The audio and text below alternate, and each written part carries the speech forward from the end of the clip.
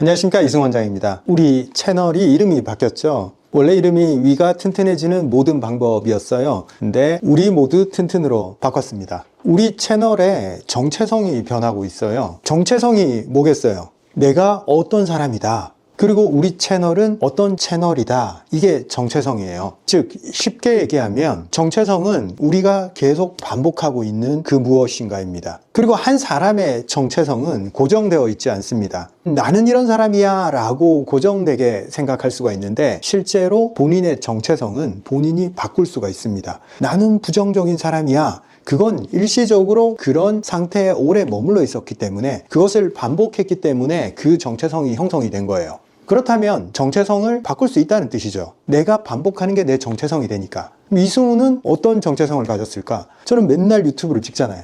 유튜브를 찍는 사람이에요, 저는. 그리고 저는 매일 아침 한강에 나가서 카약, 패들링을 합니다. 저는 제 자신을 배 타는 사람이라는 정체성으로 정의를 내리고 있습니다. 제가 매일 하는 게 제 정체성이에요. 그리고 우리 채널 같은 경우에 원래 위에 대한 얘기만 주구장창 했습니다. 그런데 채널의 성격이 많이 바뀌었죠. 예전부터 봐오셨던 분들은 이제 굉장히 다양한 주제에 대해서 이야기를 꺼내는구나 이렇게 느끼실 거예요. 그래서 예전에 저희 채널명 위를 치료하는 한의사가 운영하는 채널 이런 정체성을 가졌습니다. 저희 채널이. 그런데 그 예전의 정체성이 현재 저희 채널이 하는 활동을 담지 못하는구나. 그리고 우리의 정체성이 그 사이에 많이 변했구나 이걸 느끼고 이름을 바꾸게 되었습니다. 이름은 우리 모두 튼튼.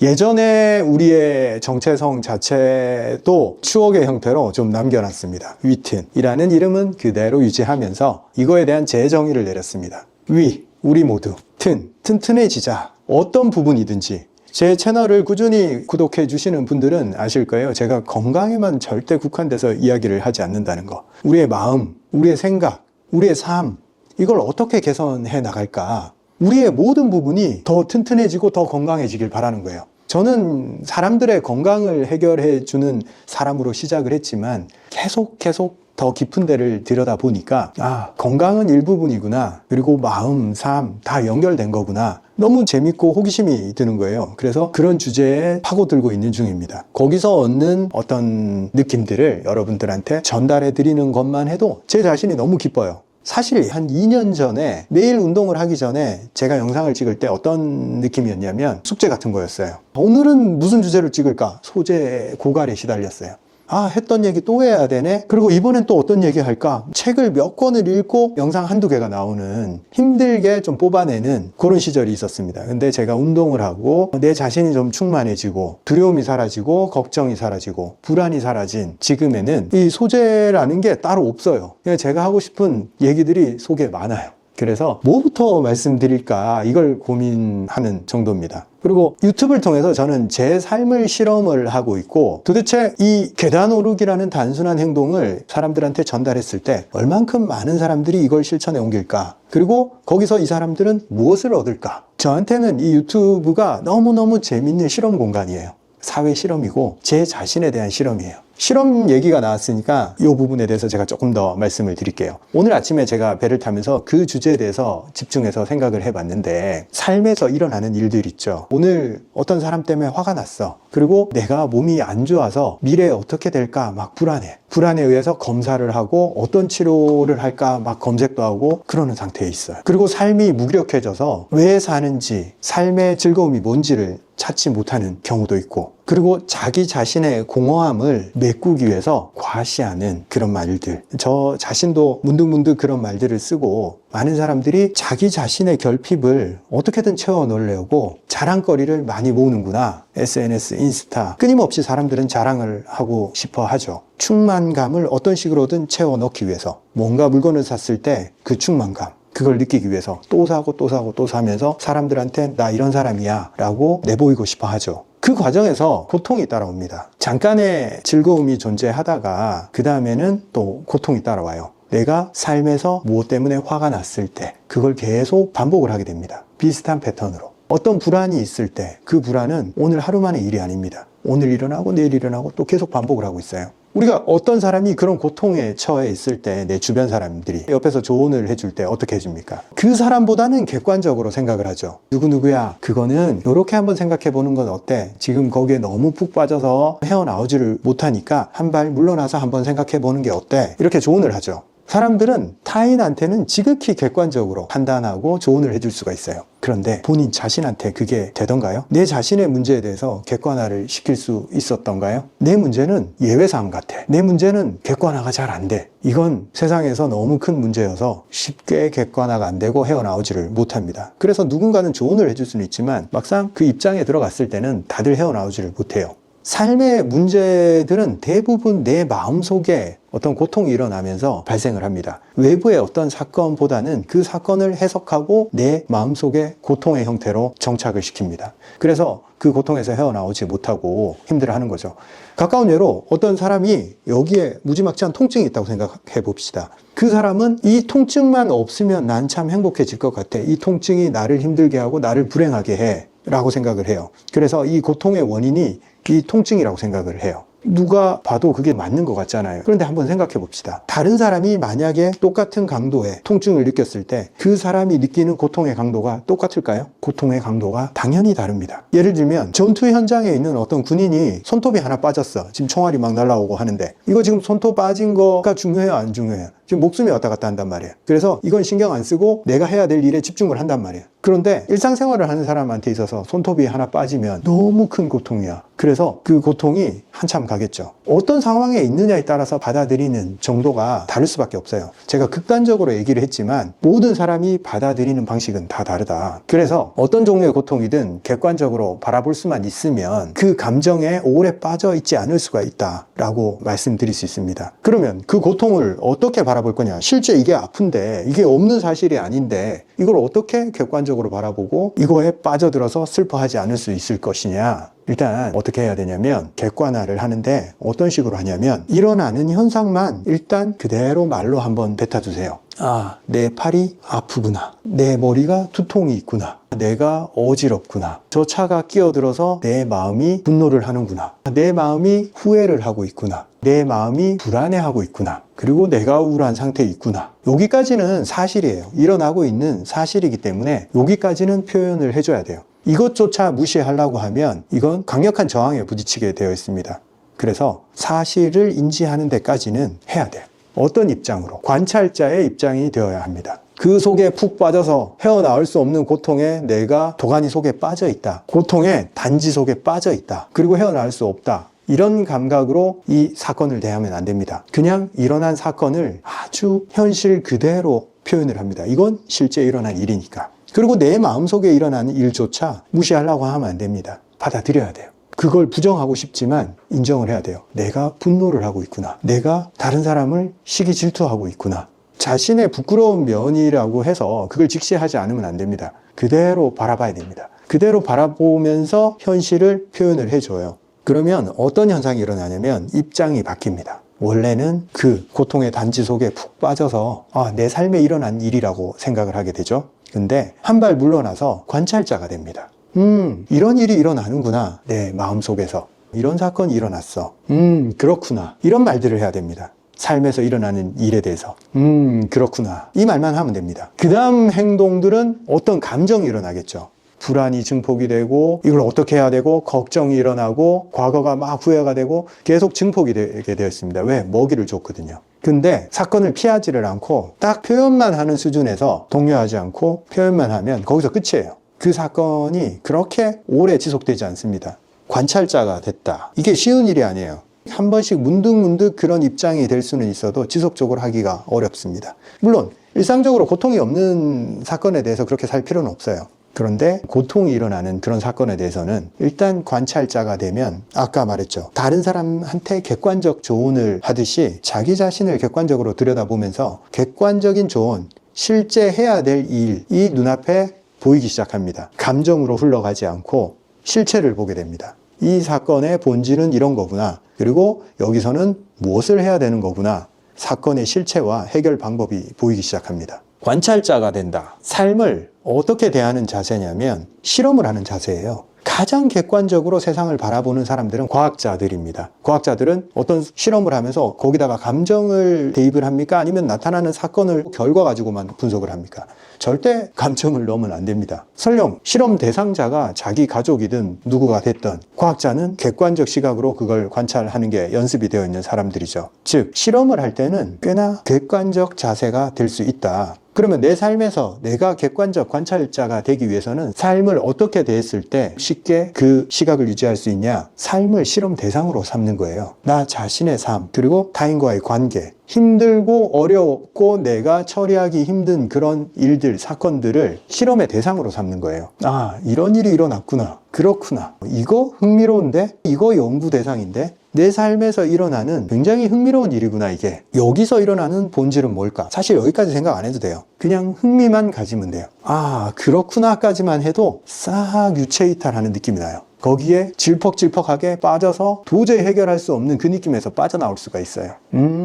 저기 진흙이 있어서 저렇게 발이 빠졌구나 라고 생각을 하게 되는 거예요. 만약에 질퍽질퍽한 진흙에 빠져서 왜 내 삶에 이런 불행한 일들이 일어나? 남들은 저렇게 마른 땅을 걷고 있는데 나는 오늘 새로 산 신발을 신었는데 이렇게 진흙에 빠져서 오늘 왜 이렇게 재수가 없지? 이렇게 객관화가 되지 않고 불행한 패턴의 사고를 하던 데서 한 발 빼서 내가 관찰자가 됐을 때 무엇을 개선시킬 수 있냐? 오늘 빠진 이 진흙탕이 문제가 되는 게 아니라는 걸 알게 돼요. 내가 끊임없이 진흙탕에 빠지고 저런 반응을 해왔구나 라는 걸 알게 됩니다. 한 발을 빼고 쳐다보면 그때 보이는 거죠. 내가 똑같은 행동으로 똑같이 허우적대고 있구나. 그래서 한 발 뺐을 때 객관화가 된다. 내 삶은 하나의 실험이다. 나는 그 실험을 수행하는 연구자다. 그래서 관찰할 테다. 바라볼 테다. 이런 입장을 유지를 하면 삶의 문제들이 꽤 재밌게 다가옵니다. 본인 지금 마음속 혹은 오늘 하루 종일 며칠 동안 무언가 때문에 고통스러웠던 분들이 계실 거예요. 그 고통의 실체, 이게 뭘까? 이걸 실험 대상으로 삼아서 한번 실험해 보자고요. 도대체 내가 뭘 두려워하고 뭘 불안해하고 있는지 그걸 한번 적어 보세요. 실험의 첫 번째 조건은 관찰입니다. 내가 나 안에서 일어나는 일이기 때문에 이걸 관찰의 대상으로 삼지 못해서 항상 허우적됩니다. 그래서 정말 객관적으로 어떤 일들이 일어나고 있는지 싹 한번 적어 보자고요. 관찰자만 돼도 됩니다. 그걸 가지고 어떻게 하려고까지는 안 하셔도 돼요. 적어보는 것만으로 상당히 재미있는 일이 일어날 거예요. 여러분, 오늘의 드릴입니다. 일단 적어보자. 감사합니다. 다음 시간에 뵙겠습니다. 오늘 들고 온 주제는 위축성 위염입니다. 위축성 위염 진단 받으신 분들 많죠. 60대 28%, 70대 43%, 80대 56%, 60대 3명 중 1명이 위축성 위염을 진단을 받고 80대 이상에서는 거의 반수가 위축성 위염을 진단을 받고 있습니다. 환자들이 만성 위염, 표재성 위염 이런 식으로 염증을 좀 오랫동안 앓다가 어느 순간부터 병원 가니까 위축성 위염이래. 이게 뭘까? 그냥 위험의 한 종류겠지 하고 대수롭지 않게 넘어가요, 보통. 근데 과연 이게 뭘까? 이게 뭔지 정확히 알아야 됩니다. 일반적인 위염하고는 좀 다른 상태예요. 염증은 다 아시잖아요. 이렇게 좀 골마서 피가 나고 아프고 누르면 아프고 따갑기도 하고 또 소화장애도 일으키면서 좀 불편함을 유발하는 정도가 위염이에요. 근데 위축성 위염은 위염이랑은 상황이 많이 달라진 거예요. 위축성 위염 말 그대로 위축됐다. 뭐가 위축됐겠어요? 위점막이 위축된 겁니다. 위점막이 오동통하게 이렇게 토실토실하게 표면이 아기 피부처럼 이렇게 매끄럽게 있어야 되는 그 점막이 점점 얇아져서 거의 다 사라져 버려요. 점막이 다 사라져 버리면 어떤 현상이 생기겠어요? 쪼글쪼글해지는 거예요. 비유하자면 목욕탕에 들어갔을 때 우리가 오랫동안 물에 피부가 들어가 있을 때 피부가 쭈글쭈글해지죠. 그 수분이 빠져나가서 그렇거든요. 마찬가지입니다. 위 점막도 원래는 팽팽해야 돼요. 위가 이렇게 있으면 점막이 팽팽하게 이렇게 연속된 선이어야 돼요. 그런데 위축성 위염이 생겼을 때는 표면이 요철이 생기고 울퉁불퉁하고 색깔이 다르고 거칠고 건조한 상태로 보입니다. 비교하자면 이 표면은 개구리의 피부, 정상적인 위 점막은 개구리의 피부도 점막이거든요. 우리 내부에 이렇게 피부 자체가 매끈매끈 촉촉 몰랑몰랑 이런 형태를 보여요. 근데 위축성 위염이 된 상태를 내시경으로 이렇게 찍어서 보잖아요. 어떻게 보이냐면 돌 표면 같아요. 딱 거칠거칠하고 여기가 뭔가 끄끌끄끌할 것 같고 딱딱할 것 같은 느낌이 들고 딱 건조가 보여요. 촉촉한 느낌이 다 사라져 있어요. 있어야 될 점막이 다 사라져 버렸기 때문에 이렇게 형태적으로 위축이 된 형태를 보이기 때문에 위축성 위염이라 이렇게 이름을 붙이는데, 실질적인 위염이랑은 좀 달라요. 위염은 이렇게 군데군데 패이거나 피가 나거나 상처가 나는 거, 스크래치가 난 게 회복이 안 되는 거, 이런 걸 위염이라 하는 거고, 여기는 실질적 염증 소견이 별로 안 보여요. 진행 중인 염증은 생각보다 별로 없어. 그냥 전체적인 환경이 바뀌었다, 이렇게 보여줄 수 있습니다. 풀과 나무가 자라는 어떤 촉촉한 대지가 비도 안 오고 건조하고 그런 상황이 오래 지속이 되니까 사막이 되잖아요, 그죠? 딱 그렇게 변해버립니다. 형태적으로 이렇게 변화가 생겼을 때 또 기능적으로도 같이 변화가 일어납니다. 이 위 점막 하에 위 분비샘이 있겠죠. 분비샘들이 다 메말라 버리고 작동을 하지를 않아요. 분비해야 될 소화액, 점액, 이런 것들을 분비하지를 못하는 상태. 사막이 됐으니까 샘들까지도 다 말라버리는 거예요. 그래서 정상적인 위 기능을 하지 못하게 됩니다. 소화 기능을. 이 위축이라는 단어가 점막의 위축, 표면의 쪼글쪼글함, 이것도 얘기하지만 제가 딱 느끼기에 이 느낌은 생명력의 위축이에요. 생기발랄한 그런 표면을 가지지 못하고 생명의 기능이 많이 후퇴했다. 그래서 정상적인 기능이 빠져나가 버렸다, 이렇게 볼 수 있습니다. 젊을 때 위염이 걸렸을 때는 60대 말고 40대, 50대 초까지 위염이 걸렸을 때는 술을 많이 먹었거나 과식을 했거나 탈이 났을 때 위염이 생기잖아요. 그러면 속이 쓰리거나 복통이 일어나거나 불편해, 소화가 많이 안 되거나 급성으로 나타납니다. 급성 손상. 근데 위축성 위염은 장기적으로, 만성적으로 서서히 메말라가는 겁니다. 개구리의 피부가 서서히 말라가기 때문에 이 개구리가 느끼지를 못해요. 개구리가 피부가 마르지 않으려면 물속에 있어야 되잖아. 물에 들어갔다가 나왔다가 들어갔다가 나왔다가 계속 하잖아요. 개구리가 사막에 살 수는 없잖아요. 촉촉한 물을 끼고 산단 말이에요, 양서류들은. 그런데 만약 물이 다 사라졌어. 개구리가 햇빛에 계속 노출되면 어떻게 되겠어요? 뭔가 자꾸 말라가는데 개구리도 어찌할 바는 모르겠지. 서서히 기능이 감퇴돼 갑니다. 그래서 급격한 통증이나 이런 게 나타나지 않고 오히려 소화가 뜨문뜨문 안 되기 시작해요. 왜 이렇게 소화가 느리지? 밥을 먹은 지 한참 됐는데 배가 왜 안 고프지? 소화가 덜 됐나? 왜 이렇게 트림이 나오지? 왜 배가 이렇게 불러있지? 심각한 통증을 나타내거나 정말 체하거나 이런 식으로 나타나지 않기 때문에 심각성을 잘 모르면서 세월이 지나가 버려요. 그래서 은근히 기능이 계속 나빠지는데도 불구하고 별로 대책을 세우지를 않아요. 왜? 그냥 나 원래 만성위염이 있었으니까 위험의 한 종류의 연장선에 있겠거니 라고 생각하는데 차원이 다른 상태로 들어간 겁니다. 말라붙어가는 그런 상태, 재생의 능력이 많이 떨어진 상태. 점막을 튼튼하게 만들기 위해서 진액, 혈액, 몸 안에 에너지의 흐름이 있어야 되고 물질이 공급이 돼야 되는데 이게 공급이 되지 않고 있으니까 재료가 없어지고 메말라가는 상황입니다. 들어가야 될 게 안 들어가고 있는 상황인데 눈치를 잘 못 채는 거예요. 왜? 아직은 소화할 만 하거든. 은근히 심각한 소화장애, 체하거나 통증, 쓰림, 역류 이런 게 안 나타나는 경우가 더 많아서 눈치를 잘 못 채요. 위장이 소리 없이 엄청나게 피로해지는 상태다, 이렇게 보시면 됩니다. 이게 젊은 사람한테는 거의 안 나타나요. 근데 희한하게 60대 되면 갑자기 막 생기기 시작해. 왜 이런 현상이 생길까? 왜 젊은 사람은 이런 형태로는 나타나지를 않는데 왜 꼭 나이가 들어서 이게 생길까? 이게 뭐냐면 심혈관 기능의 저하가 원인으로 작용하기 때문에 그래요. 30대, 40대 혈액이 충만하고 근육이 좋고 에너지, 기운의 흐름이 좋잖아요. 그래서 부족함 없이 물질들이 다 공급이 돼요. 그런데 우리가 제일 약해지는 게 심장 혈관부터 약해지잖아요. 내가 아무리 관리를 잘해도 어느 순간 약해지기 시작합니다.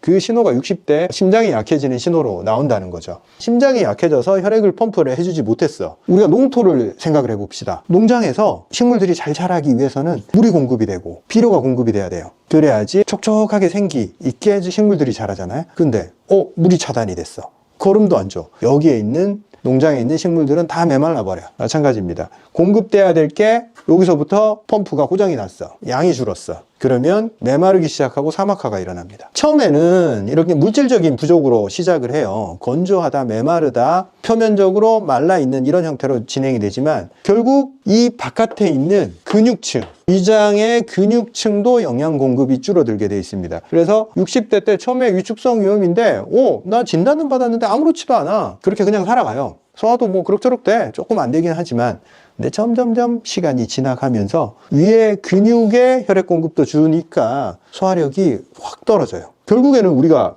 모든 게 부족해져요. 생명체가 돌아가기 위해서 한의학적으로는 기, 혈, 진액 이게 충만했을 때 기관들이 잘 돌아가요. 근데 처음에 진액과 혈액이 모자라지기 시작하면서 위축이 일어나고 나중에는 결국 위장의 근육의 능력, 즉 에너지, 기운까지도 빠져버린다는 거죠. 그럼 최종적으로 어떤 형태로 가냐? 위가 냉랭해져요. 제가 진찰하면서 딱 기능이 떨어지고 위축성 위염이 심한 사람들은 딱 만져보면 온도가 달라요. 배꼽 위에 부분이 냉랭해요. 차가워. 혈액이 안 들어오고 근육 운동이 안 일어나니까 거기서는 온도를 만들 수가 없어요. 엄청 차가워지는 거죠. 그리고 말라간다고 했잖아요. 이 마르는 현상이 어떤 형태로 나타나냐면 혈액이 공급이 안 돼서 진액을 생성해내지를 못해. 분비샘이 작동을 하지 않기 때문에. 근데 위 점막만 건조해질 거냐? 몸 전체의 진액 생성 능력이 떨어져요. 입도 건조해지고 눈도 건조해지고 항문도 건조해지고 모든 내면이 건조해지기 시작합니다. 그래서 간단해요. 이 사람이 위축성 위염이 심하냐 안 심하냐는 딱 혓바닥 내보라고 하면 알 수 있어요. 혓바닥이 건강한 사람들은 이렇게 생겼잖아요.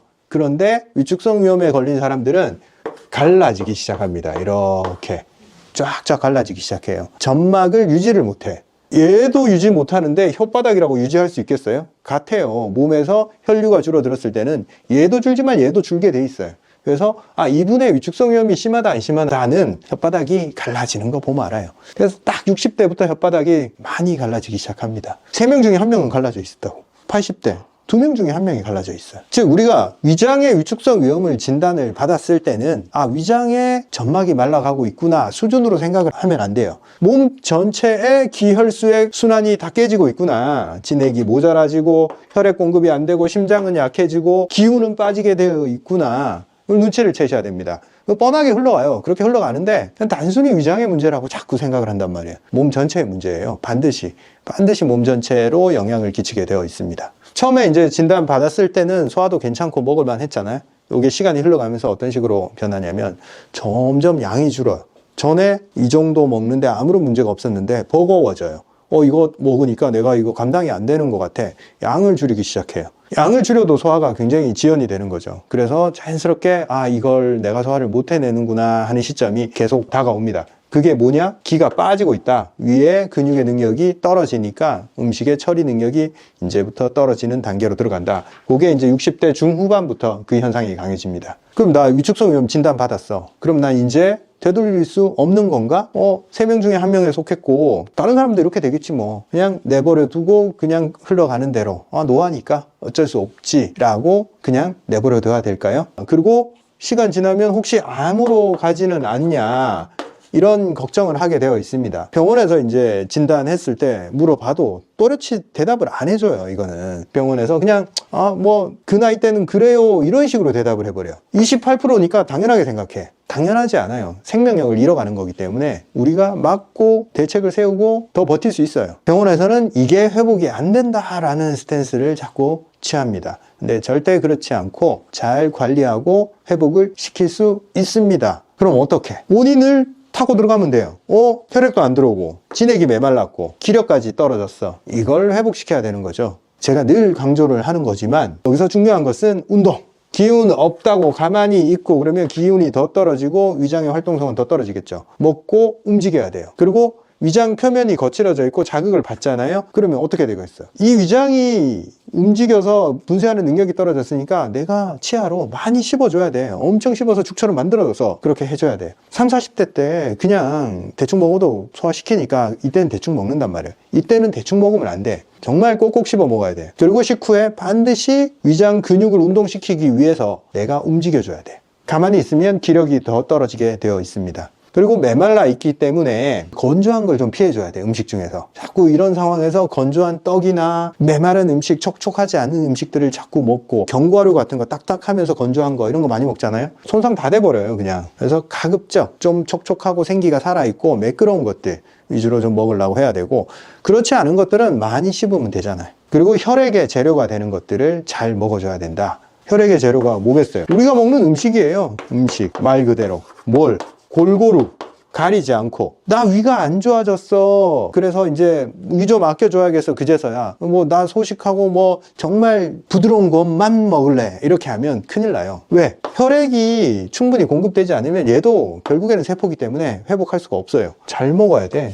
늘 강조하지만 저는 뭘 가리려고 너무 생각을 하지 마세요. 단 뭘 가려야 된다? 가려야 되는 음식은 매운 거, 그 다음에 카페인, 술, 알코올, 그 다음에 탄산 같은 것들도 좀 자극이 되니까 줄여주는 게 좋습니다. 짠 거에 대해서 얘기를 많이 하시는데 저염식, 무염식 이런 거 하면 안 돼요. 왜? 우리가 여기에 수분이 빠져나갔단 말이에요. 조직 내에 수분이 충분히 들어가려면 수분의 이동은 반드시 소금에 의해서 움직이게 되어 있어요. 그래서 염분을 너무 제한을 하면 결국 더 메말라가는 현상, 수분 부족 증상에 시달릴 수밖에 없으니까 채소는 칼륨이 많잖아요. 그와 비례해서 우리가 나트륨, 소금 충분히 먹어줘야 됩니다. 자, 위축성 위염이 걸렸을 때 우리가 걱정하는 부분이 암이잖아요. 방치하면 암으로 가지 않을까. 암으로 가는 경우는 확실히 유전적 경향을 많이 따라갑니다. 이때 이제 위암이 존재했다, 소화기 쪽 암이 존재했다 하면 위축성 위염 단계에서부터 확실히 조심해야 돼요. 이 증상을 미리미리 완화시켜서 위축성 위염 상태에 도달하지 않게, 혹은 도달했더라도 개선시켜 놔야 돼요. 그리고 위 점막이 무너졌어. 최일선 방어선이 무너졌잖아요. 그 다음 그 밑에 뭐가 있어요? 세포가 있잖아. 이 세포들이 직접적으로 위산이나 음식의 공격을 받으면 버티다 뭘 하겠어요. 이제 대책을 세우는 거예요. 얘들도 이걸로는 이제 못 버텨. 원래 요 점막 밑에 있는 세포들은 보호 능력이 별로 없어요. 왜? 점막이 보호해 주니까 얘들이 보호 능력을 강하게 가질 필요는 없었거든요. 근데 안 되겠네, 점막이 다 사라졌네, 나도 좀 질긴 세포로 바뀔 거야 라고 변형을 시도를 합니다. 이제 그 변형이 일어나는 것을 장상폐화생이라고 그러고, 그 변형이 자꾸 누적이 되고 어떤 하나의 덩어리, 종양 형태로까지 발전하는 게 암입니다. 즉 우리 가게에 위암 병력이 있다 그러면 위축성 위염 단계에서 빨리빨리 조치를 해야 됩니다. 그러면 암으로 갈 확률, 위축성 위염이 만성적으로 퍼져 있지 않으면 암으로 안 가요. 갈 수가 없어요. 그 단계가 있단 말이에요. 여기서 조치하는 게 훨씬 쉬워요. 이미 장상폐화생이 되면 확률이 이제 이만큼 올라갔어. 거기서 한 단계 낮추고 위축성 위염을 낮추고 그 밑으로 낮추고 어렵잖아요. 가게에 암 병력이 없는 경우에는 너무 불안해하지 마세요. 그 불안 자체가 또 뭘 만들어? 혈액순환이 안 되고 불안해지고 진액을 또 고갈시켜요. 그래서 좀 긍정적인 마음을 가지고 내가 해야 될 일, 불안 빼고 내가 뭘 해야 되나에 집중하면 돼요. 그래서 시간은 좀 걸리더라도 내 삶의 리듬을 만들어 간다, 이렇게 접근해야지 그냥 막연하게 이거 암 된다던데, 이거 굉장히 안 좋은 방식이에요. 그렇게 접근하면 얻는 이득이 없어요. 그리고 이제 나이가 들었기 때문에 몸을 쓰는 방식을 바꿔줘야 됩니다. 몸이 이미 건조화되어 가고 있고 혈액, 심장의 능력이 떨어져서 점점 건조가 심해지잖아요. 우리가 건조를 많이 유발하는 게 뭐가 있어요? 수면이잖아요. 수면을 제대로 취하지 않으면 몸이 다 건조해져 버려요. 내 피부가 건조해지는 상황이랑 이 내면이 건조해지는 거랑 거의 동일해요. 그래서 잠을 안 잤을 때 얼굴이 푸석푸석해지잖아요. 충분한 잠을 자야지 심장이 쉬면서 이 효율을 높일 수가 있습니다. 그래서 충분한 잠 꼭 필요하다. 내 몸에 진액과 혈액을 다시 만들어내기 위해서는. 그리고 모든 거에 리듬이 있어야 돼요. 리듬. 우리말로 규칙이겠죠. 뭐에 대한 규칙? 생활에 대한 규칙이에요. 제때 일어나라. 그리고 제때 자라. 그리고 제때 먹어라. 이 리듬에 맞춰서 위장이 활동하게 되어 있는데 위액도 안 나오고 준비도 안 됐는데 음식 먹고 밤에 잘 때 돼서 위가 쉬어야 되는데 그때 먹고, 뭐 어떨 때 많이 먹고 어떨 때 조금 먹고, 배고픈데도 안 먹고 배 안 고픈데 먹고, 뭐 이런 거. 내 몸의 리듬을 읽을 수 있어야 됩니다. 내가 배고픈 신호가 뭔지, 언제 배가 고픈지, 그리고 언제 먹어야 되는지 내 몸을 관찰할 수 있어야 돼요. 내 몸은 정직해. 항상 신호를 준단 말이에요. 그 신호에 따라 움직여야 돼요. 무절제하고 무규칙적인 생활을 하면 안 된다. 이거 굉장히 중요해요. 젊을 때는 뭐 밤새든지 뭐 소주를 몇 병 먹든지 뭐 2끼를 먹든지 3끼를 먹든지 아무 문제가 안 생기잖아. 그냥 그 생명력으로 버티는 거예요, 그냥. 근데 이미 생명력이 많이 줄어들고 있잖아요. 이때는 어떻게 되겠어? 절제해야 돼. 모든 생활을 규칙에 따라 움직여야 됩니다. 위축성 위염으로 기능이 떨어지고 배고프지도 않고 소화도 느리고 식사에 규칙도 없고 이런 상황에서 우리가 위장을 회복해 나가기 위한 규칙과 리듬을 꾸준히 지켰을 때 제 생각에는 한 1년은 그냥 꾸준히 해야 돼. 조금 해보고 뭐 왜 변화가 없어 이렇게 하면 안 돼요. 규칙이란 것은 1년 동안 내 몸의 습관을 만들어야 됩니다. 꾸준히 했을 때 우리가 회복의 신호가 있을 거예요. 분명히 위축성 위염, 우리가 내시경으로 사진을 찍어 보기 전에 내 몸에서 느끼는 반응이 있어요. 그게 뭐냐? 위장이 제대로 작동을 하고 있고 위장이 매끄럽게 돌아가고 있다 라는 신호예요. 그게 뭐냐? 배고픔의 신호가 정확하게 나오느냐, 요걸 체크를 해보면 돼요. 이게 너무 강하게 나와도 안 되고 안 나와도 안 돼요. 너무 강하게 나오는 경우도 위가 말라 있는 경우예요. 밥때가 안 됐는데도 계속 배고픈 신호를 줘. 밥을 안 먹으면 막 혈당이 떨어져서 큰일 날 것 같아. 막 허기져서 못 살겠다. 우리가 한의학적으로는 이걸 뭐라고 그러냐면 소곡선기라고 그래요. 곡식이 소화가 돼서 쉽게 배가 고파진다. 이런 증상. 당뇨에서도 나오는 증상이지만 혈류가 순환이 안 되고 진액이 고갈이 됐을 때 메말라 있으니까 자꾸 배고파. 근데 먹었는데 또 배고파. 배고픈 신호가 너무 강하게 나와서 잘 참기 힘들다. 이런 게 위가 문제가 생겼을 때, 진액이 고갈됐을 때 나타납니다. 그리고 배가 안 고파. 그건 또 뭐겠어요? 기운, 위장의 운동 능력, 기운이 떨어져서 신호를 주지를 않는 거예요. 아까 먹은 게 계속 그냥 위에 남아 있는 거예요. 점심때가 돼도 저녁때가 돼도 그냥 배가 안 고파. 기운이 딸리는 거예요.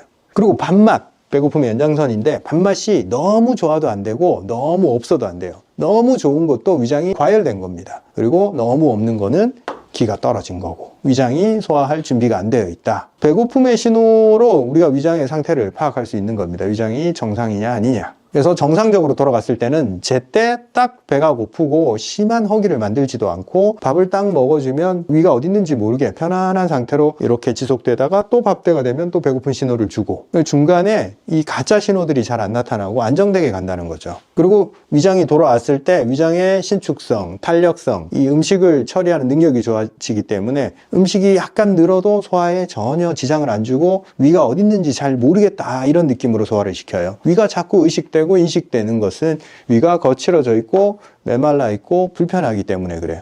실제로 만져봐도 이 배꼽 이 부분이 굳어 있고 온도가 딱 떨어져 있어요. 그 부분이 위축성 위염이 가장 잘 생기는 전정부이기 때문입니다. 그 전정부가 여기 배꼽 바로 위에 있는데 여기에 뭉치는 경향. 그러면 거기는 혈류가 통하지 않고 있다. 이렇게 볼 수 있습니다. 위장 기능이 회복됐을 때 소화상에서 나타나는 반응들, 음식을 먹었는데 더 피로감이 느껴지거나 노곤함이 느껴지거나 더부룩함, 가스참, 그런 신호들이 다 사라지게 됩니다.